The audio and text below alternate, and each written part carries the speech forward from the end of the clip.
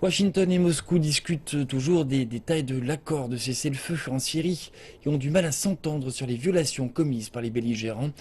L'accord semble de plus en plus fragile et miné par la violence croissante et une incapacité à assurer l'envoi d'aide humanitaire. Reportage.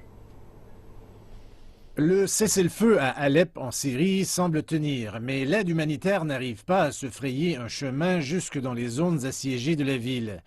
Les combats les plus violents ont cessé, mais les combattants ne sont pas suffisamment éloignés pour permettre au convoi des Nations Unies d'amener de la nourriture, des médicaments et d'autres produits de première nécessité.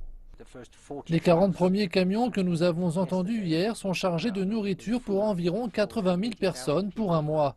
Nous avons vraiment envie de l'envoyer à l'est d'Alep. Donc, comme je le dis, c'est très frustrant. Nous savons que le monde nous observe.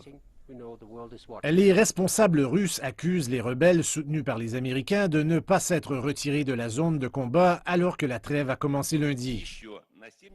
Nous attendons à des actions décisives de la part des Américains qui devraient influencer les groupes armés sous leur contrôle afin qu'ils respectent l'accord du 9 très strict.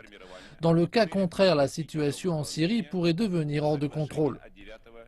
Le conflit est centré sur une route, la route principale par laquelle peut être acheminée l'aide humanitaire dans l'est d'Alep. Le ministère de la Défense russe dit qu'il a compté 45 violations du cessez-le-feu dans la seule journée de jeudi. Les combattants de l'opposition soutenus par les Américains disent qu'ils respectent la trêve. Nous sommes actuellement à une distance d'environ 1,5 km de la route Castello. Vous pouvez les voir là-bas, ne sont pas revenus ici alors que les soldats du régime peuvent être vus là-bas. Et comme vous pouvez le voir là, les voitures se déplacent normalement. Rien n'a changé pour eux. C'est seulement nous qui avons été forcés de battre en retraite.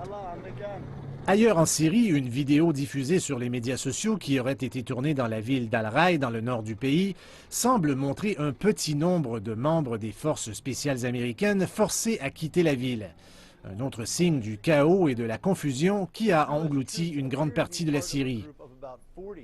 Ces militaires américains semblent faire partie d'un groupe d'environ 40 soldats des forces spéciales américaines opérant aux côtés des troupes turques qui combattent Daesh.